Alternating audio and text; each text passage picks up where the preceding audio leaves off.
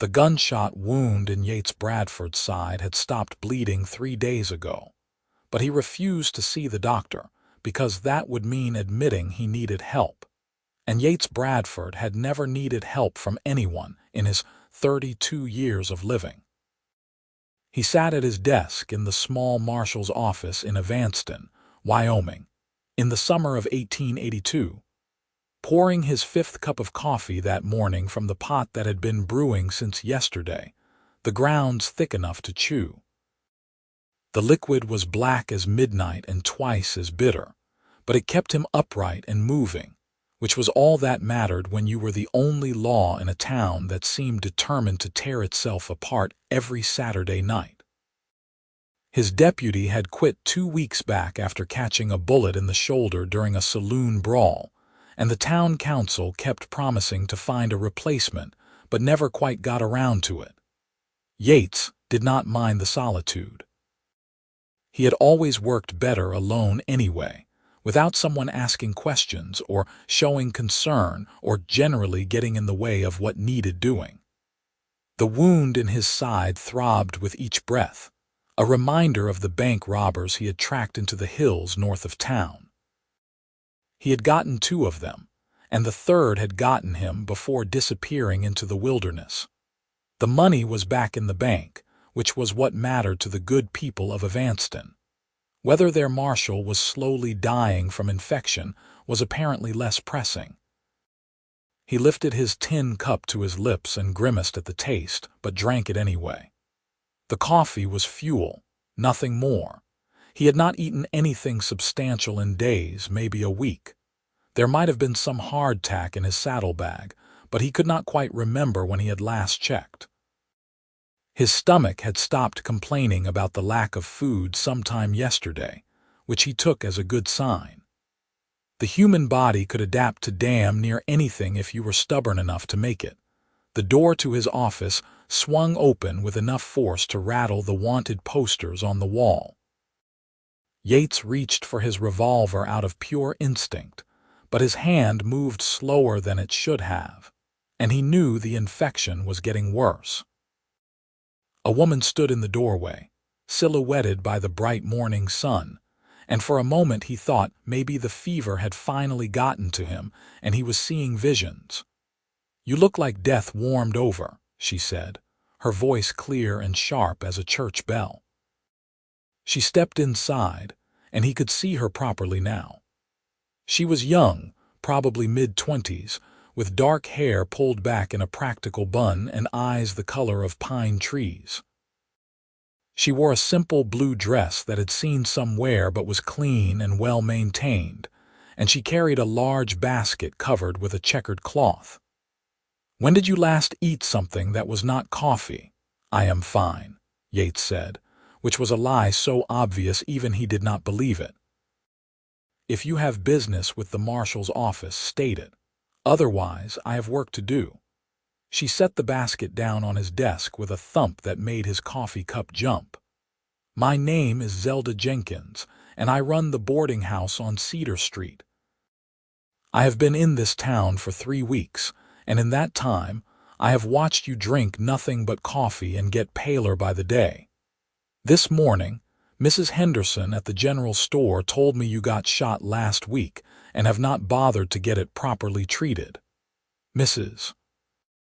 Henderson should mind her own business," Yates muttered, taking another sip of his coffee. The room tilted slightly, but he blinked hard and it steadied. "And so should you, Miss Jenkins. I appreciate your concern, but I am perfectly capable of taking care of myself." Zelda pulled back the cloth on her basket, revealing fresh bread, a crock of butter, sliced ham, and what looked like apple pie. The smell hit him like a physical force, and his stomach, which had been quiet for so long, suddenly woke up and started demanding attention. He tried to ignore it, but she was already cutting thick slices of bread and layering them with ham. "You are going to eat this," she said, not asking, just stating a fact like she was commenting on the weather. "And then you are going to let me look at that wound in your side, because I can see you favoring it and the way you are sweating despite the morning being relatively cool. After that, you are going to tell me when the doctor can come by to check on you properly." "I do not need a doctor," Yates said, but his voice came out weaker than he intended. "And I am not hungry." "You are a liar, Marshal Bradford." She pushed the plate across the desk toward him. "I know stubborn men. My father was stubborn enough to try farming land in Kansas that would not grow anything but dust. And my brother was stubborn enough to think he could outdrink every man in Dodge City. Stubbornness is useful right up until the point it kills you, and you are walking that line pretty closely right now." He stared at the food at her, and then back at the food. His pride told him to refuse to send her away, to prove that he did not need anyone's help. But the smell of fresh bread was overwhelming, and his hands were shaking slightly as he reached for the plate. The first bite tasted better than anything he could remember eating in years, and he had to force himself to chew slowly instead of shoving the entire sandwich into his mouth at once. Zelda watched him eat with her arms crossed, satisfaction evident in her expression. "When did you last have a proper meal?" He swallowed and tried to think. The days had been running together lately. Tuesday, maybe, or last Tuesday. There was a church social. That was 3 weeks ago, and Mrs. Henderson said you did not even stay for the food. You just drank coffee and left. She pulled up the rickety chair that sat in the corner of his office and sat down without invitation. "You cannot run on coffee and stubbornness alone, Marshal. Your body needs actual sustenance." "I manage fine," he said, but even as the words left his mouth, he was reaching for a second slice of bread. The food was helping. He could feel a little strength returning, the fog in his head clearing slightly. "I have been taking care of myself for a long time, Miss Jenkins. I do not need a nursemaid. I am not offering to be your nursemaid. I am offering to be your friend, or at least an acquaintance who does not want to see you die of stubbornness and stupidity." She leaned forward, her green eyes intense. "This town needs a marshal. You do a good job, from what I have heard. But you cannot do that job if you are dead, and you are heading that direction pretty quickly." Yates finished the second sandwich and found himself eyeing the pie. When had he last had pie?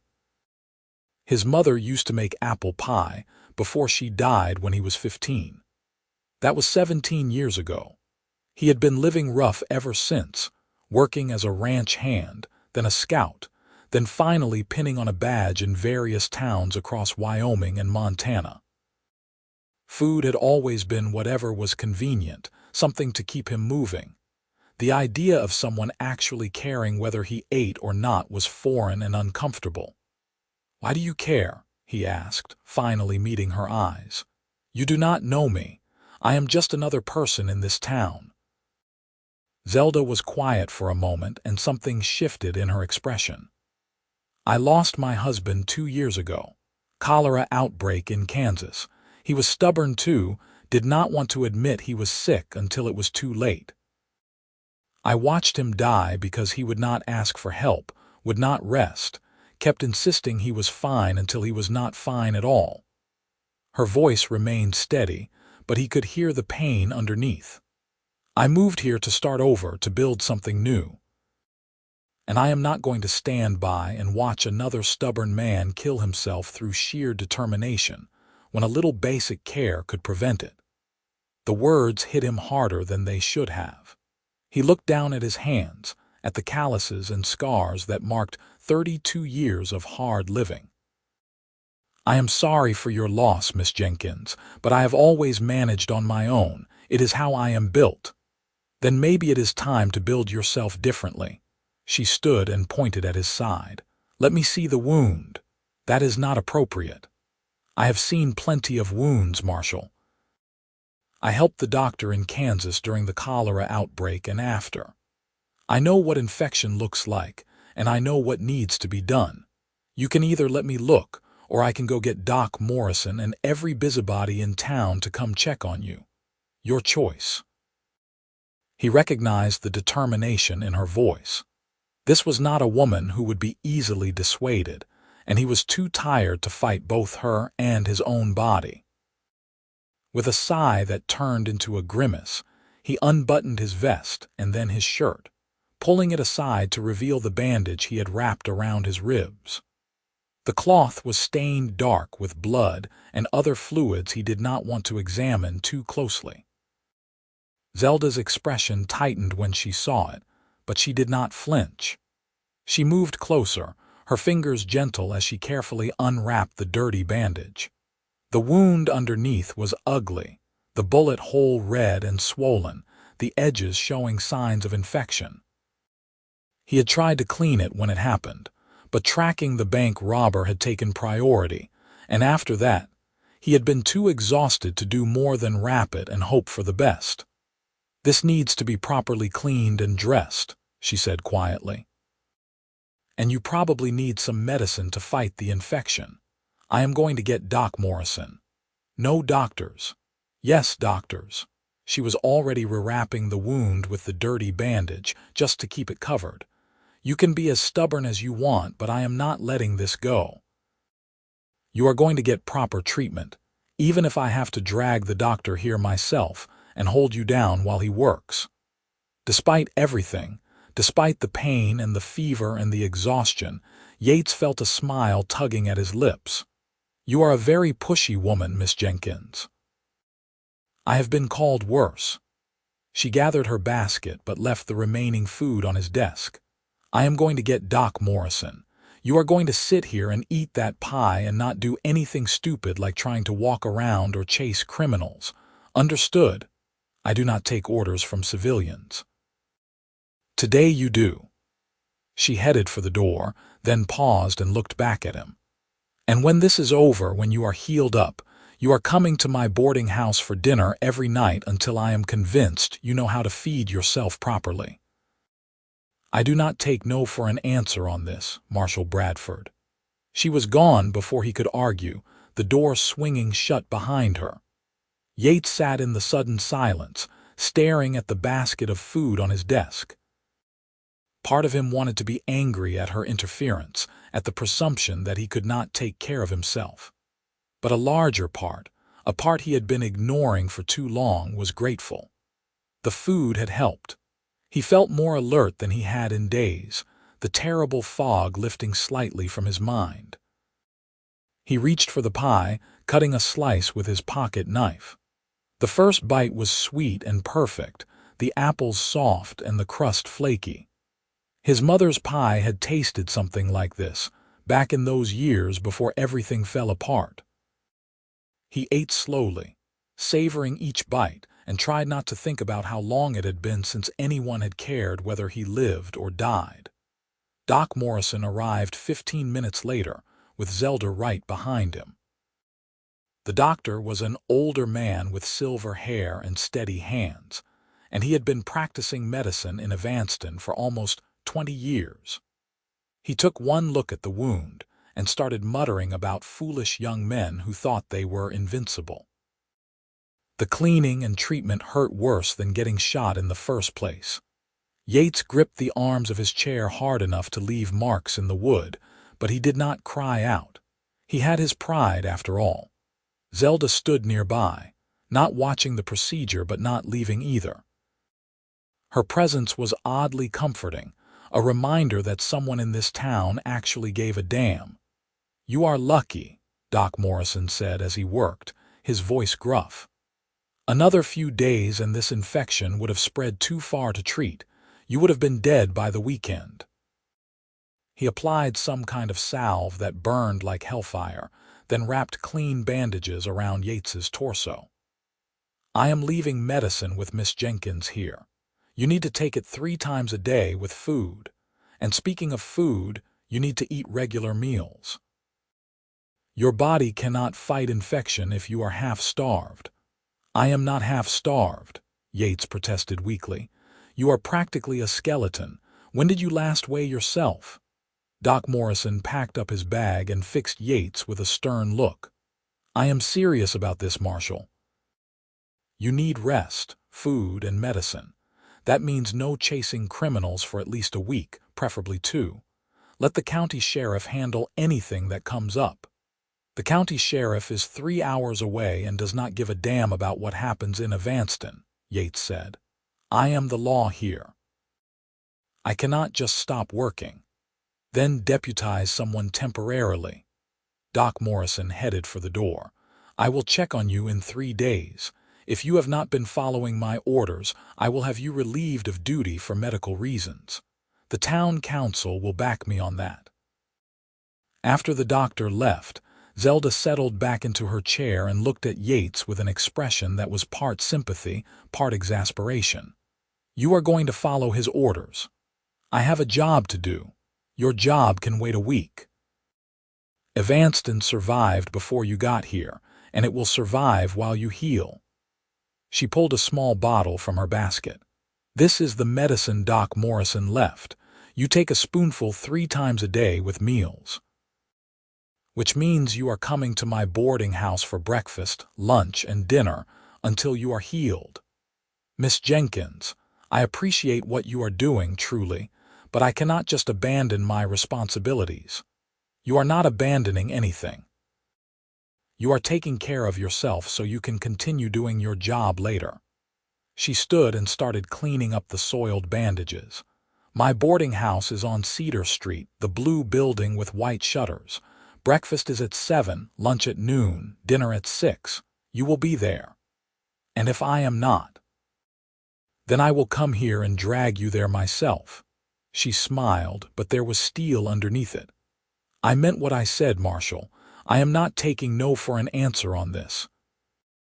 After she left, Yates sat alone in his office, full for the first time in recent memory, his wound properly cleaned and bandaged, and found himself thinking about green eyes and quiet determination. Zelda Jenkins was unlike any woman he had ever met. Most people in his life had been content to let him destroy himself slowly, either because they did not notice or did not care.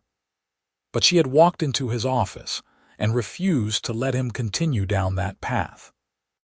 He finished the last of the pie and admitted to himself that maybe, just maybe, living on coffee and stubbornness alone was not the best plan after all.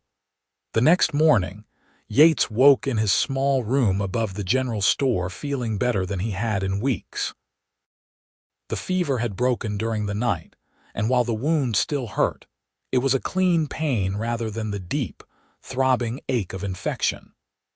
He dressed carefully, mindful of the fresh bandages, and debated whether to actually go to Zelda's boarding house for breakfast. His pride said to stay away, to prove he was fine on his own. But his stomach, having remembered what real food tasted like, was demanding more. And beneath that, beneath the practical considerations, was a curiosity about the woman who had burst into his life with such determination. The boarding house on Cedar Street was easy to find. A well-maintained 2-story building painted cheerful blue with white shutters on every window. The front porch was swept clean, and flower boxes held late summer blooms. It looked like the kind of place where people actually lived, rather than just existed, and Yates felt suddenly out of place in his worn clothes and battered hat. He knocked on the door, half hoping no one would answer so he could leave with a clear conscience. But Zelda opened it almost immediately, as if she had been waiting for him. She wore a simple brown dress with an apron tied around her waist, and her hair was pulled back in that same practical bun. She looked fresh and alert, and entirely too pleased with herself. "I was not certain you would come," she said, stepping back to let him in. "Part of me thought I would have to make good on my threat to drag you here. I am here to prove I can follow doctor's orders, nothing more." He removed his hat and stepped inside.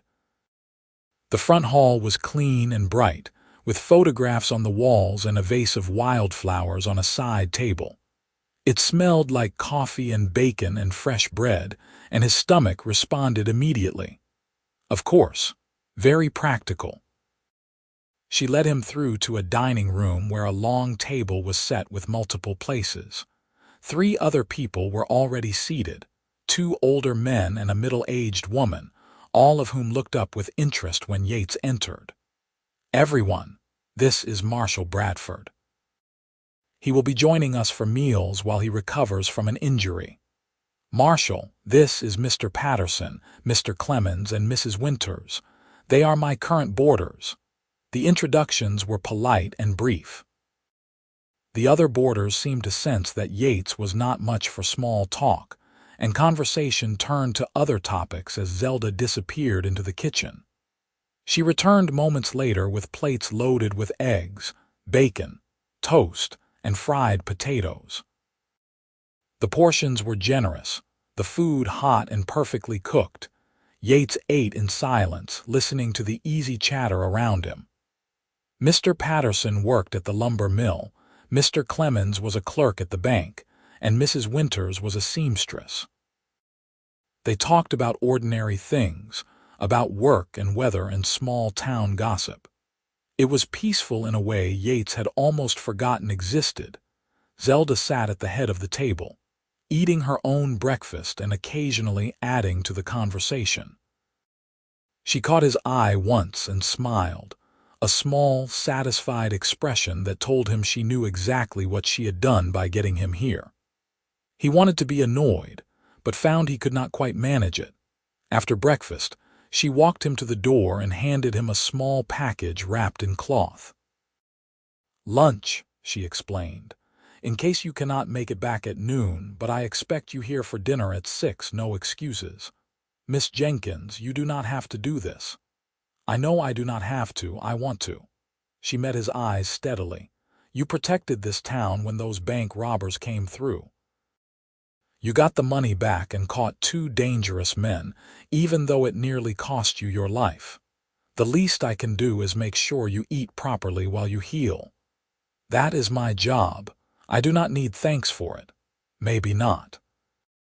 But you are getting thanks anyway, in the form of regular meals and someone checking to make sure you take your medicine." She pulled the small bottle from her apron pocket. "Speaking of which, 1 spoonful now, please." He took the medicine, grimacing at the bitter taste. She handed him a glass of water to wash it down, then shooed him toward the door. "Get some rest today, Marshal. Real rest, not sitting at your desk drinking coffee and pretending you are working. Your body needs time to heal." Yates wanted to argue, but he was already feeling tired from the short walk to the boarding house. The infection had taken more out of him than he wanted to admit.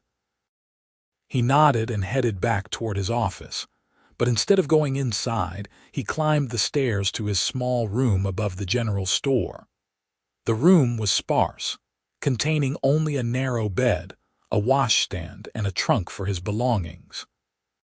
He had never bothered to make it more comfortable because he was rarely here.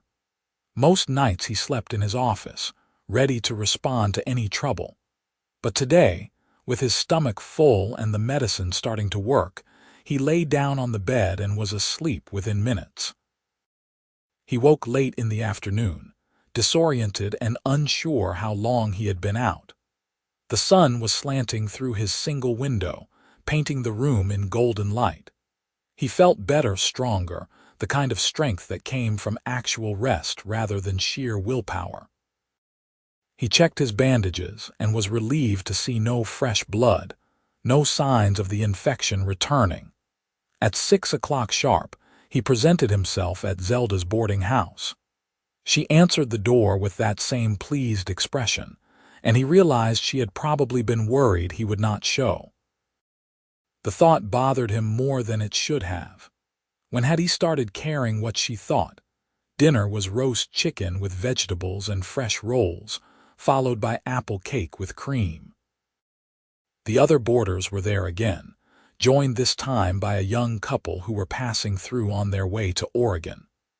The conversation was lively, and Zelda seemed to know exactly how to draw everyone out, to make even quiet people like Yates feel included without being forced to talk. After dinner, she followed him onto the front porch with his medicine. "You look better," she observed, handing him the spoon. "More color in your face, more steadiness in your movements." "I feel better," he admitted, taking the medicine. "I slept most of the day, which I cannot remember doing in years. Your body was probably desperate for it." She leaned against the porch railing, looking out at the street. The evening was cool and pleasant, the mountains visible in the distance. "This is a nice town. I am glad I chose to settle here." "What made you leave Kansas?" She was quiet for a moment. "Too many memories. Everywhere I looked, I saw my husband, saw the life we were supposed to have together. After he died, people were kind, but there was also this pity that followed me everywhere. I needed to go somewhere new, somewhere I could just be Zelda instead of the widow Jenkins. And yet you told me about him yesterday. That is different. I told you because I did not want you to make the same mistake he did. Keeping that story inside, letting it teach me something, that is how I honor his memory." She looked at him, her expression serious. "We all have losses, Marshal. The question is what we do with them. Do we let them destroy us, or do we learn and move forward?" Yates thought about his own losses, about the parents who had died too young, about the friends he had buried over the years, about the loneliness that had become so constant he barely noticed it anymore. "I suppose I never thought much about moving forward. I just kept working, kept doing the job. It was easier than thinking about what else I might want." "And what do you want?" The question caught him off guard. No one had ever asked him that before. He looked at her, at the way the fading light caught in her hair, at the kindness and strength in her eyes, and found himself saying something he had never admitted to anyone, not even himself. "I want to stop being alone." The words hung in the air between them, more intimate than anything he had ever shared. Zelda's expression softened, and she reached out to briefly touch his hand. "Then stop pushing people away. Let someone help you. Let someone care about you. You might be surprised at how much better life can be when you are not carrying everything by yourself." Over the next week, Yates fell into a routine. He went to the boarding house for every meal, took his medicine as directed, and actually rested instead of working himself to exhaustion. Doc Morrison checked on him twice and declared the wound healing well. The infection was gone, and while Yates would have a scar, he would make a full recovery. But more than the physical healing, something else was happening. He found himself looking forward to meals at Zelda's table, to the conversation and the laughter and the simple pleasure of good food shared with others. The other boarders became familiar faces, people he actually knew rather than just citizens he was sworn to protect. And Zelda herself became the bright spot in every day, the person he most wanted to see, to talk to be near. She was clever and funny, with a dry wit that caught him off guard. She was also kind without being soft, strong without being harsh. She ran her boarding house with quiet efficiency, making it a home for people who needed one. And she treated Yates not as the town marshal, not as a patient who needed care, but as a person she genuinely wanted to know. He started finding excuses to help around the boarding house. He fixed a loose step on the porch, repaired a sticky window in Mrs. Winters's room, and even helped Zelda in the garden one afternoon, pulling weeds while she harvested vegetables for dinner. It felt good to work with his hands on something constructive, something that built rather than fought. "You know you do not have to do this," Zelda said as they worked. She was kneeling in the dirt, her apron dusty and her cheeks flushed from the sun. "You are supposed to be resting." "I am rested. Doc Morrison says I can return to regular duties next week." He pulled up a stubborn weed and tossed it in the bucket. "Besides, I like this. It is peaceful, different from chasing criminals, very different." He sat back on his heels and looked at her. "I wanted to thank you, Miss Jenkins, for everything you have done. I would probably be dead if you had not forced me to accept help." "You can call me Zelda," she said softly. And you do not need to thank me. I did what anyone should do. But no one else did. They just let me drink my coffee and slowly die. You were the one who refused to look away." He reached out and gently touched her hand, a brief contact that sent warmth through him. "That means something, Zelda. It means a lot." She met his eyes, and he saw something there that matched what he was feeling. It was tentative and new, but it was real. "I am glad I came here," she said. "To Evanston, I mean. I am glad I opened my boarding house and met you. I am glad, too." They finished the gardening in comfortable silence, but something had shifted between them. The air felt charged with possibility, with the beginnings of something neither of them had been looking for but both were starting to want. That night at dinner, Yates found himself watching Zelda as she moved around the table, serving food and chatting with her boarders. She had built something good here, a place where people felt welcome and cared for.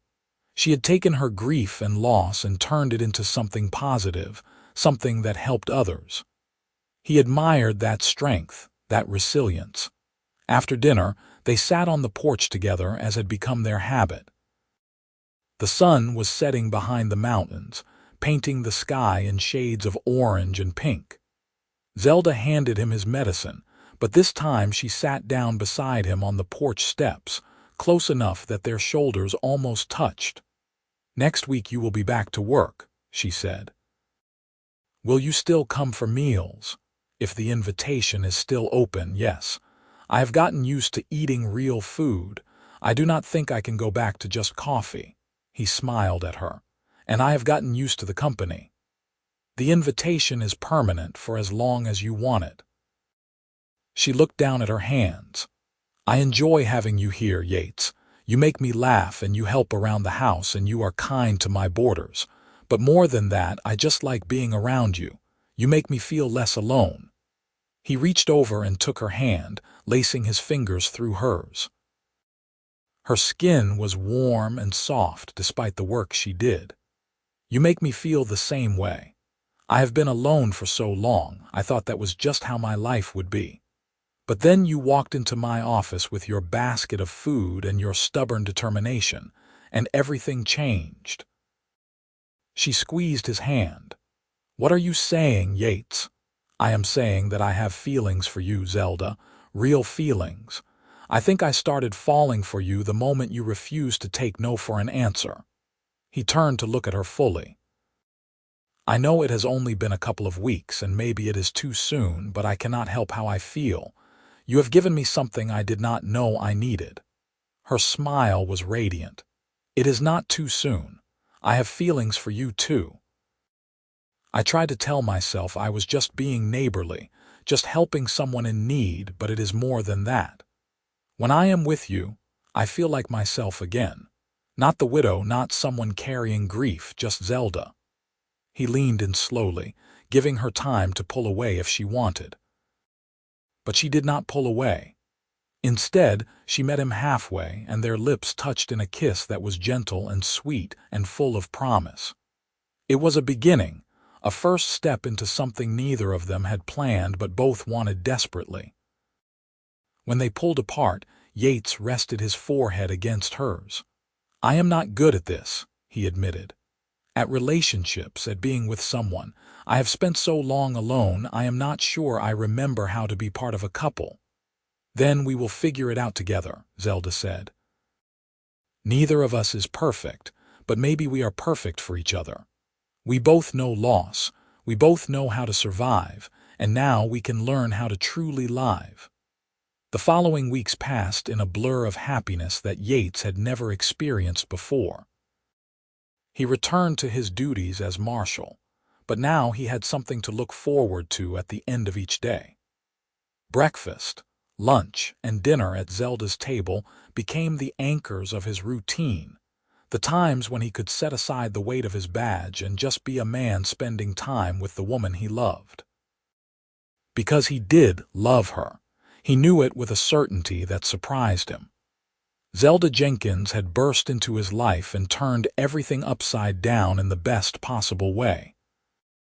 She had saved him, not just from the infection that would have killed him, but from the slow death of loneliness and isolation he had been living for years.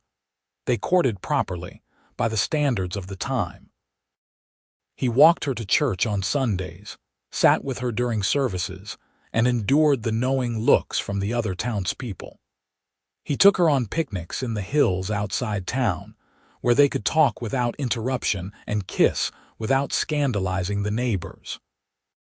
He brought her wildflowers and helped with repairs around the boarding house, and generally did everything he could think of to show her how much she meant to him. Zelda, for her part, continued to feed him and fuss over him and refused to let him fall back into his old habits. She packed lunches for him when he had to be out of town on marshal business. She mended his clothes and made sure he had clean shirts. And she loved him with a fierceness that matched his own feelings, a determination to make this relationship work despite whatever obstacles might arise. 2 months after they met, on a cool evening in early October, Yates asked her to marry him. He did it on the porch of the boarding house, down on one knee with a simple gold ring he had bought from the jeweler in town.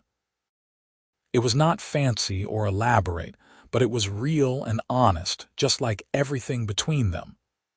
Zelda Jenkins, you saved my life and then you made it worth living. I know I am not much, just a small town marshal with more stubbornness than sense, but I love you more than I thought possible to love anyone. Will you marry me? She was crying, tears streaming down her face, but she was also smiling. Yes, she said, pulling him to his feet and into her arms. Yes, absolutely yes. I love you, Yates Bradford, stubbornness and all. You are everything I want and everything I need. They married 3 weeks later in a simple ceremony at the church, with most of the town in attendance. Zelda wore a dress of pale blue silk that she had sewn herself, and Yates wore his best suit, freshly cleaned and pressed. Doc Morrison stood as his best man, and Mrs. Winters stood up for Zelda. The ceremony was short and sweet, and when the minister pronounced them husband and wife, Yates kissed her with all the love and gratitude in his heart. The boarding house became their home. Yates moved out of his small room above the general store and into Zelda's suite of rooms on the 2nd floor. He kept his office for work, but now he had a real home to return to at night, a wife who loved him, and a life that felt full and rich in ways he had never imagined. He learned to help around the house, not just with repairs but with actual cooking and cleaning. Zelda taught him to make bread and stew and even apple pie, though his version never turned out quite as good as hers. They worked side by side, building something together, creating a life that was theirs. The other boarders became like family. Mr. Patterson, Mr. Clemens, and Mrs. Winters all stayed on, joined eventually by others who needed a clean, comfortable place to live, and the warmth that Zelda brought to everything she did. The boarding house thrived, earning a reputation as the best place to stay in Evanston. Yates continued as marshal, but now he was more careful. He still did his job, still protected the town, but he did not take unnecessary risks. He had something to live for now, someone waiting for him at home. That knowledge made him sharper, smarter, more determined to come home safe at the end of each day. In the spring of 1883, Zelda told him she was pregnant. He swept her up in his arms and spun her around, laughing with pure joy. They were going to have a baby, a child who would be loved and cared for and never, ever left to face the world alone. Their son was born in November, a healthy boy with his father's dark hair and his mother's green eyes. They named him Thomas, after Yates's father, and he became the center of their world. Yates had never held a baby before, but from the moment Thomas was placed in his arms, he was utterly in love. This tiny person, so fragile and perfect, was his son, his and Zelda's. Being a father changed him in ways he had not expected. He became even more careful in his work, even more determined to make Advanced in a safe place. But he also became softer, more open to the vulnerability that came with loving someone so completely. Thomas needed him, depended on him, and Yates was determined to be the kind of father he had never had, the kind who was present and loving and always there. Zelda was a natural mother, patient and tender and endlessly capable. She balanced running the boarding house with caring for their son, somehow managing to make it all look easy even though Yates knew it was anything but. He helped as much as he could, changing diapers and walking the floor with Thomas at night, and doing whatever Zelda needed. The years passed in a blur of happiness. Thomas grew from a baby to a toddler to a bright, curious boy who loved following his father around town. Yates taught him to ride a horse and shoot a rifle and all the practical skills a boy needed in Wyoming. But he also taught him kindness and justice and the importance of helping others, lessons he had learned from watching Zelda. In 1885, they had a daughter they named Sarah. She had Yates's serious expression and Zelda's determination, a combination that promised she would be a force to be reckoned with. Thomas adored his baby sister, and Yates found his heart expanding even further to accommodate this new love. The boarding house continued to thrive. They expanded it in 1886, adding more rooms and a larger dining area. Zelda hired help to manage the extra work, but she remained the heart of the operation, the person who made every guest feel welcome and cared for. Yates was offered the job of county sheriff in 1887, a position with more pay and more responsibility. But after talking it over with Zelda, he turned it down. He did not want to leave Evanston, did not want to spend his days traveling across the county and away from his family. Being the town marshal was enough. He had everything he needed right here. In the summers, they took the children on trips into the mountains, camping beside clear streams and teaching them to fish and appreciate the wild beauty of Wyoming. In the winters, they gathered around the fireplace in their private quarters, reading stories and playing games and being together. Yates never forgot the man he had been before Zelda walked into his life. That version of himself, living on coffee and stubbornness alone, slowly dying without even realizing it, seemed like a different person entirely. Zelda had saved him, had given him not just life but a reason to live.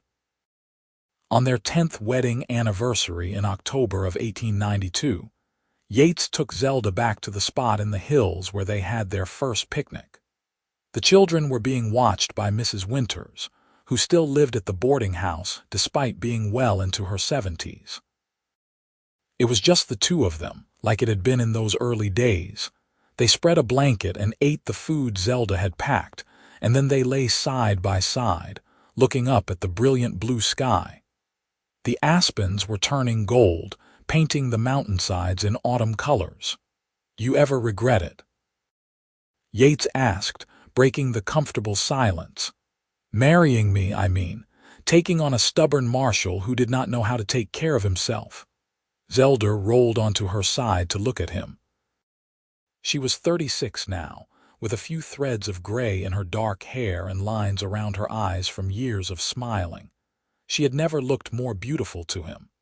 Not for a single moment. "You were exactly what I needed, even if neither of us knew it at the time. You gave me a purpose again, a reason to care about someone other than myself. You saved my life. And you saved mine." She leaned in to kiss him softly.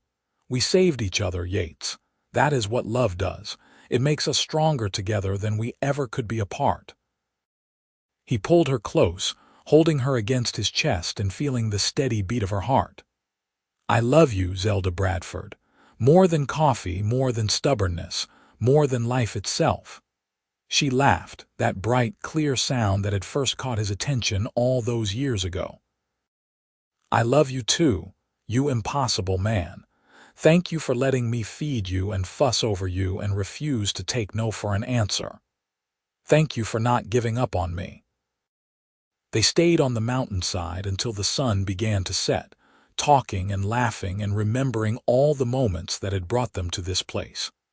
Then they packed up and rode back to town, back to their children and their home and the life they had built together. That night, after Thomas and Sarah were asleep, Yates and Zelda sat on the porch of the boarding house, just as they had done so many times over the years. The evening was cool but not cold, the stars brilliant overhead. He held her hand, his thumb tracing gentle circles on her skin. "I have been thinking," he said, "about maybe hiring a deputy again, someone young who I could train, who could eventually take over as marshal when I am ready to step down. Are you ready to step down? Not yet. But someday, maybe in 5 or 10 years, I want to be able to spend more time with you and the children without worrying about the town. I want to travel, to see some of the places we have talked about. I want to grow old with you, Zelda, and I cannot do that if I am still chasing criminals when I am 60. She squeezed his hand. "I think that is a wonderful idea. You have given this town 20 good years. You deserve to think about what comes next." "What comes next is more of this," he said, gesturing to the porch, the house, the life they had created. "More time with you, with our children, with the family we have built. That is all I want. Then that is what we will have." They sat together in the darkness, comfortable and content. Yates thought about the man he had been when Zelda first walked into his office, stubborn and alone and slowly dying. He thought about the journey they had taken together, the love they had found, the life they had built from nothing but determination and hope. He had lived on coffee and stubbornness alone for so many years, thinking that was all he needed. But Zelda had brought real food and real love, and refused to take no for an answer. She had saved him in every way a person could be saved, and he spent every day trying to give her the same gift in return. The years continued to pass with a gentle rhythm that brought more joy than Yates had ever thought possible. Thomas grew into a responsible young man, tall and strong like his father, but with his mother's compassionate heart. He showed interest in the law, and Yates spent hours teaching him the principles of justice and fairness that had guided his own career. By the time Thomas was 18 in 1901, he was ready to become his father's deputy, a role he took to with enthusiasm and natural skill. Sarah, meanwhile, had inherited her mother's business sense and her father's determination. At 16, she was already helping manage significant portions of the boarding house operations, and Zelda often joked that their daughter would probably own half of Evanston before she turned 30. Sarah had suitors, but she was in no hurry to marry, much to the frustration of several young men in town. She had goals and ambitions that extended beyond simply finding a husband, and both her parents supported her independence completely. In 1903, when Yates turned 53 and had served as Evanston's marshal for over 25 years, he finally decided it was time to step down. The town had grown considerably since he had first pinned on the badge, and with Thomas proving himself a capable lawman, Yates felt comfortable passing the responsibility to his son. The town council threw him a retirement celebration that drew people from all over the county. Yates stood in the town square, surrounded by faces he had known for decades, and felt overwhelmed by the outpouring of gratitude and respect. He had just been doing his job, but apparently he had meant something to these people, had made a difference in ways he had never fully appreciated. Zelda stood beside him, her hand in his, beaming with pride. At 52, she was still beautiful, still the fierce, determined woman who had refused to let him die of stubbornness. The boarding house remained successful under her management, though she had promoted one of her longtime employees to manager so she could finally have more free time. "What will you do with yourself now?" Doc Morrison asked at the celebration. The doctor was ancient now, well into his 80s but still sharp as ever. "A man like you cannot just sit idle." "I have plenty to do," Yates replied. "Zelda and I are planning to travel. We want to see the ocean, visit San Francisco, maybe even go back east to see where her family came from in Pennsylvania. And I want to spend time with my children and just enjoy life for a while." "You have earned it," Doc Morrison said, clapping him on the shoulder. "You have been a good marshal, Yates. This town was lucky to have you." That night, after the celebration had ended and they had returned home, Yates and Zelda sat on their porch one more time. It had become their sacred space, the place where they had first kissed, where they had made important decisions, where they had simply been together through all the years of their marriage. "Are you sad?" Zelda asked, watching his face in the lamplight. "About retiring?" "No," he said, and realized it was true. "I am ready. I have done what I was meant to do here. Now it is time for something new, something just for us." "I like the sound of that." She leaned her head on his shoulder. "Do you remember the first time we sat here? You had just admitted you wanted to stop being alone." "I remember. That was the moment everything changed for me. That was when I realized what I had been missing all those years." "I was terrified," she admitted. "I had feelings for you even then, but I was scared. I had lost one husband, and the thought of loving someone again, of risking that pain, was almost too much. But you did it anyway. Because you were worth the risk. You are worth everything, Yates." She lifted her head to look at him. "These have been the best years of my life. Better than I dreamed possible after losing my first husband. You gave me a second chance at happiness, at love, at building a family and a life." He kissed her, deep and tender, pouring 21 years of love into it. "You are the one who gave me a chance at life, period. I was dying when you walked into my office in more ways than one. You forced me to accept help, to eat real food, to care about myself. And then you loved me, even when I did not deserve it. You always deserved it." They sat together until late into the night, talking about their plans for the future and remembering the moments that had brought them here. The boarding house was quiet around them, the guests all settled in their rooms. Somewhere in the house, Sarah was probably still awake, reading by lamplight or working on her endless lists and plans. Thomas had his own small house now, but he often stopped by for dinner, bringing stories of his day as marshal. It was a good life, a full life, built on a foundation of love and stubbornness and the refusal to give up on each other. Yates had come to Evanston as a lone wolf, expecting to live and die alone. Instead, he had found everything he had never known he needed. The next year brought changes and adventures. True to their plans, Yates and Zelda traveled to San Francisco that spring, taking the train across the country and marveling at the sights along the way. They saw the ocean for the first time together, standing on the beach and watching the waves crash against the shore. Zelda cried at the beauty of it, and Yates held her close, grateful beyond words that they had this time together. They visited museums and restaurants and theaters, experiencing the culture and excitement of a big city. But after a month, they were both ready to return to Evanston, to the mountains and the clean air and the life they had built. Home was not just a place, they realized. It was the people you loved and the memories you had created together. Sarah married in 1905 at the age of 20, surprising everyone by choosing a schoolteacher named Daniel Fletcher, who had moved to Evanston the year before. He was quiet and scholarly, nothing like the boisterous cowboys and businessmen who had been courting her. But Zelda and Yates both liked him. More importantly, he clearly adored Sarah and supported her ambitions, which was all they had ever wanted for their daughter. Thomas married that same year to a sweet young woman named Emma who worked as a nurse.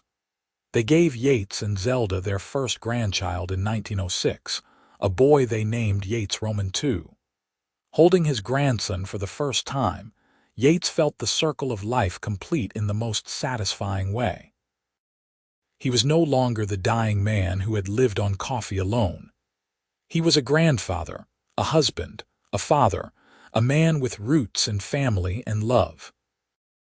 The boarding house eventually became too much for Zelda to manage, even with help.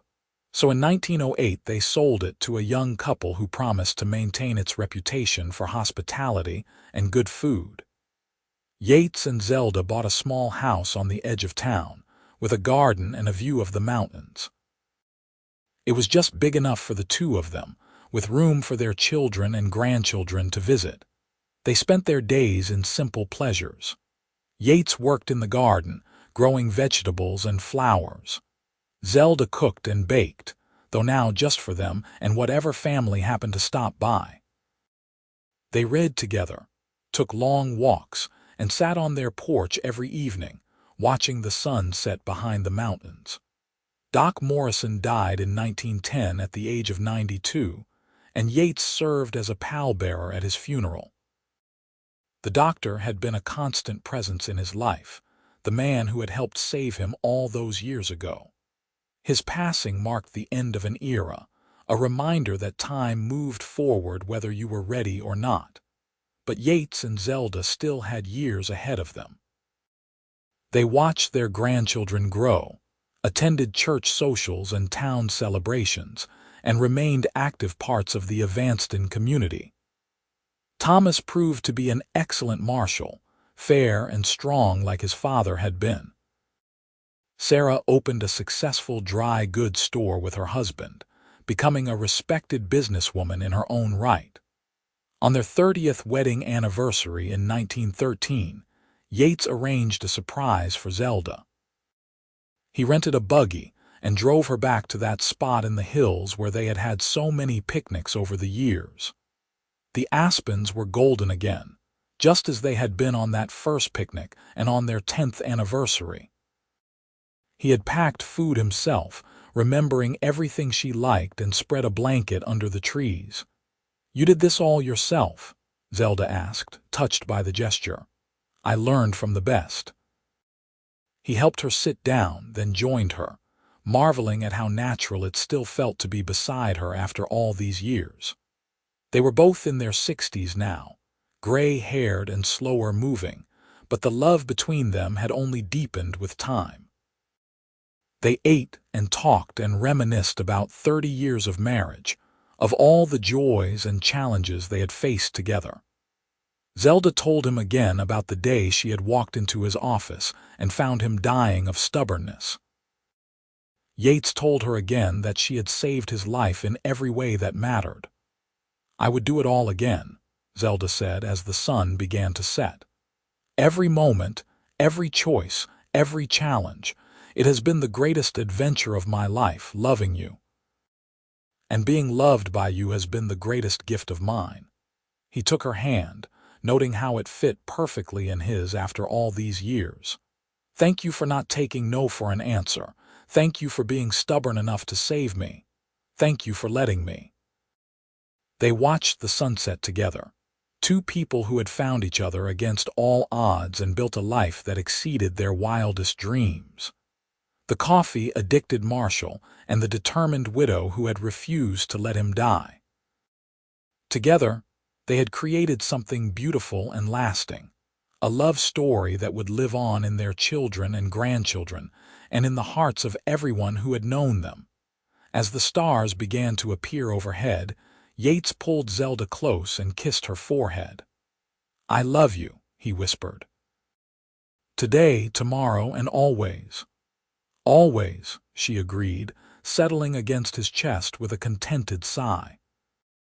They stayed under the aspens until full dark, then made their way slowly back to town, back to the house they had made a home, back to the life they had built together one day, one meal, one moment of stubborn love at a time. The years continued to be kind to them. Yates and Zelda remained healthy and active well into their 70s, defying the odds in a time and place where life was often short and hard. They credited their longevity to each other, to the love and care they had shared for more than 4 decades. Thomas and Emma gave them 3 more grandchildren over the years, each one a treasure. Sarah and Daniel had 2 children of their own, both daughters who inherited their mother's sharp mind and their father's love of learning. The Bradford family grew and thrived, spreading through Evanston like roots from a strong tree. In 1920, Evanston celebrated its 50th anniversary as an incorporated town. By then, Yates was 70 and Zelda was 69, among the oldest residents who could remember the early days. They were honored at the celebration as pillars of the community, people who had helped shape the town into what it had become. Standing before the crowd, Yates spoke briefly about his years as marshal, but spent more time talking about the importance of community, of people taking care of each other, of not being too stubborn to accept help when it was offered. He looked at Zelda as he spoke, and everyone in the crowd understood that he was talking about more than just civic duty. He was talking about love. That night, in the comfort of their small house, Zelda helped him out of his good suit and into comfortable clothes. Her hands were slower now, marked by age and years of hard work, but still gentle and sure. "You gave a good speech today," she said. "I just told the truth. This town, this life, everything good that happened to me started the day you walked into my office and refused to leave until I agreed to eat real food. Best decision I ever made." She kissed his cheek. "Well, that and marrying you." They lay down together in the bed they had shared for almost 40 years, her head on his shoulder, his arm around her waist. It was the same position they had slept in since their wedding night, comfortable and safe and home. "Are you happy?" he asked, a question he had asked her countless times over the years. "Completely," she answered, as she always did. "Are you?" "More than I ever thought possible." They drifted off to sleep together, peaceful and content, knowing they had lived well and loved well and built something that would last long after they were gone. Yates passed away in his sleep in the spring of 1925, at the age of 75. He died peacefully, with Zelda beside him and his children nearby. Thomas found them in the morning, his mother holding his father's hand, tears streaming down her face but a smile on her lips. "He was not in pain," she told her children. "He just slipped away in the night, quiet and peaceful." It was a good death, the kind he deserved after a good life. The funeral was the largest Evanston had ever seen. Hundreds of people came to pay their respects to the man who had served as their marshal for over a quarter-century, who had made their town safe, who had been a good neighbor and friend. They spoke of his fairness and his courage, his dedication and his integrity. But mostly they spoke of the love between him and Zelda, a love that had been evident to everyone who knew them. Zelda lived for 3 more years, surrounded by her children and grandchildren. She remained in the small house she had shared with Yates, refusing to move in with any of her children despite their offers. She said she could still feel him there, in every room, in every corner.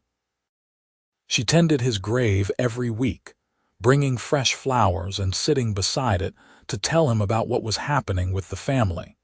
She passed away in the autumn of 1928, at the age of 77. Her children found her in the garden, kneeling beside the tomato plants Yates had always loved to grow. She had a smile on her face, and in her hand was a perfect red tomato, still warm from the sun. They buried her beside Yates under a shared headstone that read simply, "Yates Bradford, 1850–1925, and Zelda Bradford, 1851–1928, together always. Their children added a smaller inscription below. He lived on coffee and stubbornness alone. She brought real food and would not take no. Together, they built a life of love.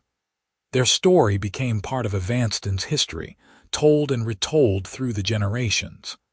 The small blue boarding house where they had fallen in love still stood, now a historical landmark. The marshal's office, where Zelda had first walked in with her basket of food, was preserved as a museum. And every year on their anniversary, the town held a celebration in their honor, remembering the stubborn marshal and the determined widow who had found love in the unlikeliest of circumstances. Their descendants spread across Wyoming and beyond, carrying with them the lessons Yates and Zelda had taught through their example. Take care of each other. Do not be too stubborn to accept help. Love fiercely and completely. Build something that lasts. Thomas served as Marshal of Evanston for another 20 years before retiring himself, passing the badge to his oldest son. Sarah's dry goods store became a chain across Wyoming, managed by her daughters and their children. The Bradford name became synonymous with integrity and community service, a legacy that continued through the decades. And on quiet evenings, when the sun set behind the mountains and painted the sky in colors of orange and gold, people in Evanston would sometimes swear they could see two figures sitting on the porch of that small house on the edge of town. An old marshal and his determined wife, holding hands and watching the sunset together, just as they had done for so many years. It was just a trick of the light, of course, shadows and memories combining to create an illusion. But it was a comforting one. A reminder that true love never really dies. It lives on in the people we touch, in the lives we change, in the families we create, and the communities we build. Yates Bradford had come to Evanston as a dying man, living on coffee and stubbornness alone. Zelda Jenkins had arrived as a widow seeking a fresh start. Together, they had created something extraordinary, a love story that transcended their individual lives and became part of the fabric of the town itself. They had saved each other, in the most fundamental way possible. And in doing so, they had shown everyone around them what was possible when you refused to let someone suffer alone. When you brought nourishment for both body and soul, when you simply would not take no for an answer. Their story was not one of grand gestures or dramatic moments, though there had been plenty of both. It was a story of daily choices, of small kindnesses repeated over and over, of two stubborn people deciding that being stubborn together was better than being stubborn alone. It was a story of real food and real love, of building a life one meal, one kiss, one sunset at a time. And it was a story with a happy ending, the kind that only comes to those brave enough to accept help, wise enough to offer it, and stubborn enough to never give up on each other, no matter what challenges come their way in the end.